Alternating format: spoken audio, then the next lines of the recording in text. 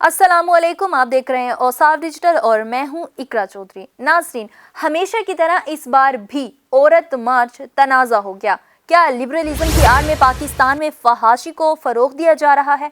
गुज़िश्ता रोज़ खलीलुर रहमान कमर और मारवी सरमद के दरमियान इंतहाई तल्ख और फहश कलामी की वजह क्या बनी, आइए जानते हैं इस वीडियो में। खलीलुर रहमान कमर, जो कि कई मायानाज ड्रामों के मुसन्निफ हैं और गुज़िश्ता कई माह से सोशल मीडिया और मीडिया की जीनत अपने ड्रामे मेरे पास तुम हो की वजह से बने हुए थे, लेकिन वो गुज़िश्ता रात 11 बजे से ट्विटर पर टॉप ट्रेंड बने हुए हैं।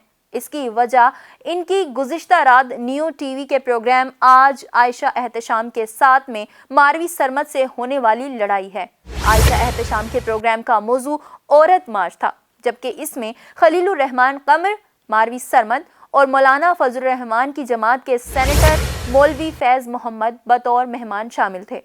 प्रोग्राम के आगाज में ही नियो टीवी के प्रोग्राम में एंकर आयशा एहतशाम ने मारवी सरमद से सवाल किया कि लाहौर हाई कोर्ट ने औरत मार्च के हवाले से मशरूत इजाजत दी है, क्योंकि गुज़िश्ता बरस खवातीन ने मतनाज़ा बैनर्स और प्ले कार्ड्स उठा रखे थे। तो आप इस मशरूत इजाजत पर क्या कहती हैं? अब आपका लाहे अमल क्या होगा?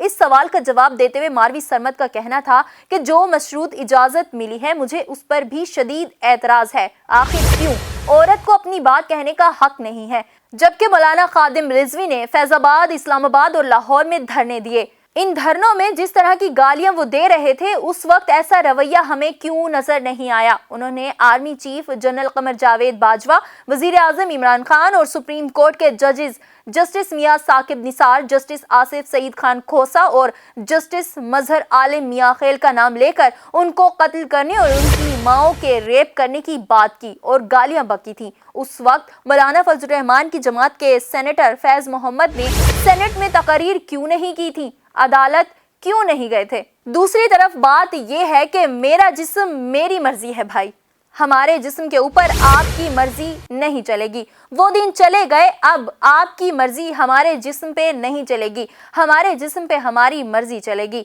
क्योंकि औरतें उठ खड़ी हुई हैं। जितने बच्चे चाहेंगी पैदा करेंगी, जितने नहीं चाहेंगी तो नहीं पैदा करेंगी। अब हम चाहेंगे तो हमारे शोहर हमारे साथ ताल्लुक बनाएंगे, नहीं चाहेंगी तो नहीं बनाएंगे। आप क्या चाहते हैं कि यहाँ रेप हो लड़कियों के, लड़कियां खामोशी से जुल्म बर्दाश्त करती जाएं? ऐसा नहीं होगा। हम अपनी मर्जी की खुद मालिक होंगे, हम अपनी मर्जी के मुताबिक फैसले करेंगे। इस्लामाबाद में कुछ बच्चियों ने बैनर्स बनाए जिसमें कोई फाहश बात नहीं थी, जिसमें लड़कियां पूरे लिबास में खड़ी थीं।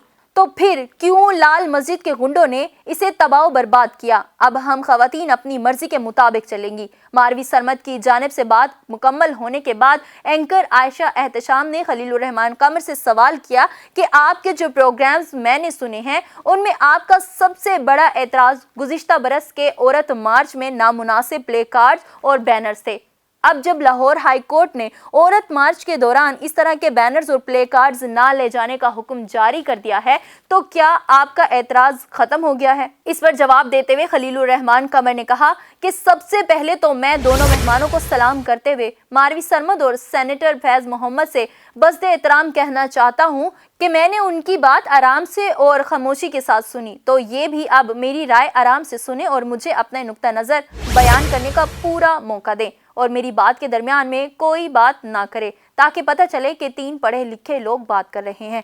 खलीलुर रहमान कमर ने अपना मौक़िफ़ देते हुए कहा कि जब अदालत ने मना कर दिया कि मेरा जिस्म मेरी मर्जी जैसे गलीज़ और घटिया नारे नहीं चलेंगे, तो मैं जब मारवी सरमद साहिबा को इस क्रोफर के साथ बोलते हुए सुनता हूँ तो मेरा कलेजा हिलता है। खलीलुर रहमान कमर को बोलते हुए मारवी सरमद ने टोकने की कोशिश की तो खलीलुर रहमान कमर ने कहा कि बीच में मत बोलें, बीच में मत बोलो तुम।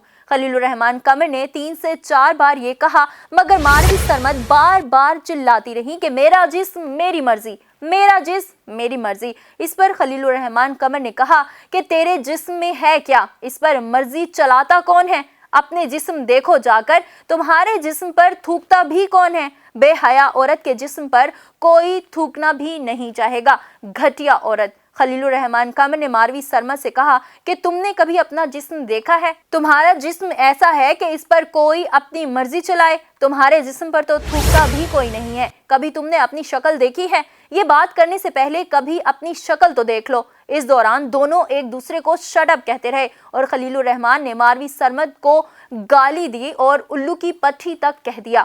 ان کا مزید کہنا تھا، بدتمیز عورت امریکہ میں بے حیائی کی تحقیق کر رہی ہے۔ خلیل الرحمان قمر کا کہنا تھا کہ میں نے پہلے ہی آپ سے یہ درخواست کر دی تھی کہ درمیان میں بکواس مت کیجیے گا۔